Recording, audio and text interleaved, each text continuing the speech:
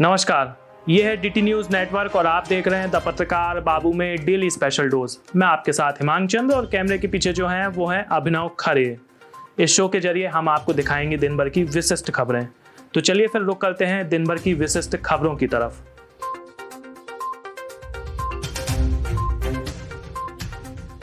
Corona virus की दूसरी लहर से अभी राहत के संकेत मिल ही रहे थे कि कोरोना से होने वाली मौतों ने सबको चौंका दिया है।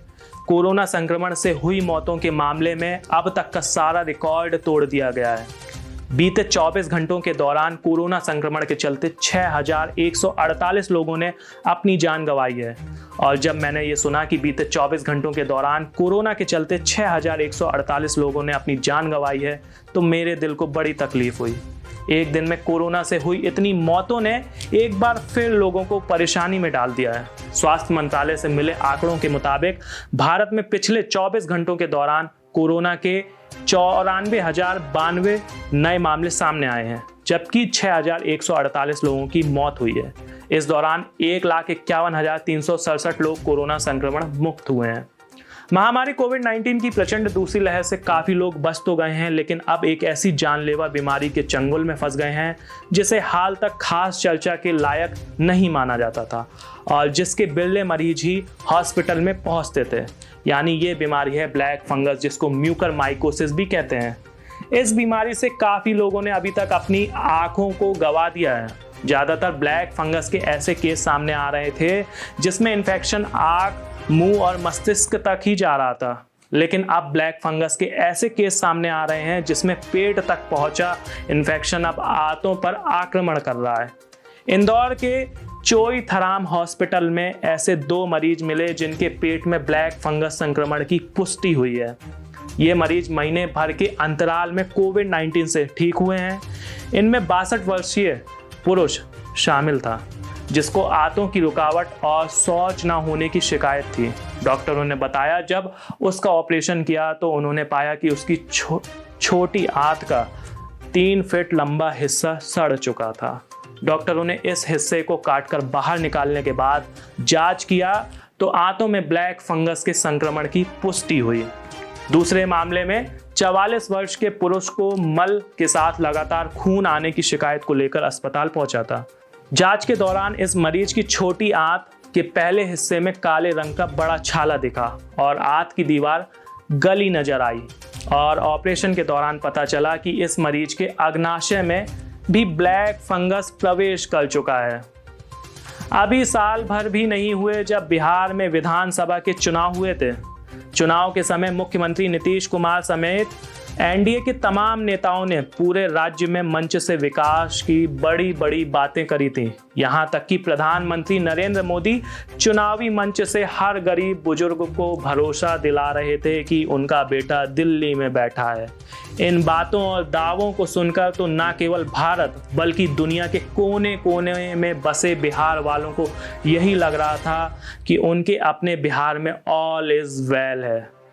लेकिन सुशासन बाबू, गरीबों के मसीहा जैसे उपमा से नवाजे जाने वाले मुख्यमंत्री नीतीश कुमार के गृह जिले नालंदा से एक ऐसी तस्वीर सामने आई है जो विकास के किसी भी किस्म के भ्रम और दावे को चकनाचूर करने के लिए काफी है। जिले कराय पर सुराय प्रखंड में बुजुर्ग महिला कौशल्या देवी और उनकी पोती को रहने के लिए एक घर तक नहीं है। आलम यह है कि शरीर को झुलसाने वाली गर्मी से बचने के लिए दादी और पोती को एक सार्वजनिक शौचालय में दिन गुजारना पड़ रहा है। हैरत की बात तो यह है कि शौचालय में सिसकते हुए कौशल्या देवी की यह तस्वीर उस नालंदा जिले की है जहां से नीतीश कुमार की लगभग तमाम योजनाओं का श्री गणेश होता है। नालंदा की विकास गाथा को पूरे राज्य के सामने मॉडल के रूप में पेश किया जाता है। सीएम नीतीश ने अपने पुश्तैनी घर में बिजली का कनेक्शन इसलिए नहीं लगवाया है क्योंकि उनका कहना है कि जब बिहार का हर घर रोशन होगा तब उनके घर में बिजली आएगी। सवाल उठता है कि सीएम की कही इस बात को नालंदा जिले के अफसरों और हुक्मरानों ने गंभीरता से नहीं लिया क्या? तभी तो उन्हें अब तक कौशल्या देवी का अंधेरी जिंदगी नजर नहीं आई है। और अब डेली स्पेशल डोज के अंत में नजर डालते हैं हिस्ट्री ऑफ द डे, यानी आज के इतिहास पर कि आखिर आज के दिन दुनिया में ऐसी कौन सी घटना घटी जो एक इतिहास के रूप में बदल गई।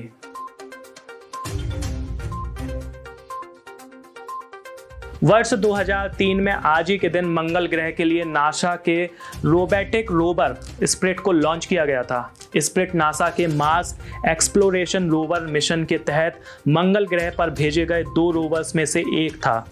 दूसरे रोवर का नाम अपॉर्चुनिटी था। स्पिरिट 2004 से 2010 तक सक्रिय रहा और इस दौरान स्पिरिट ने मंगल ग्रह की करीब 1,28,224 तस्वीरें भेजी थी। खास बात यह है कि स्पिरिट रोवर का नाम नासा द्वारा आयोजित एक स्टूडेंट ऐसे कंपटीशन के जरिए चुना गया था।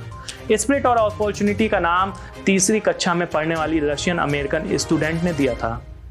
वर्ष 1829 में आज ही के दिन यूनिवर्सिटी ऑफ ऑक्सफोर्ड और यूनिवर्सिटी ऑफ कैम्ब्रिज के बीच दुनिया की पहली आधिकारिक बोट रेस हुई थी।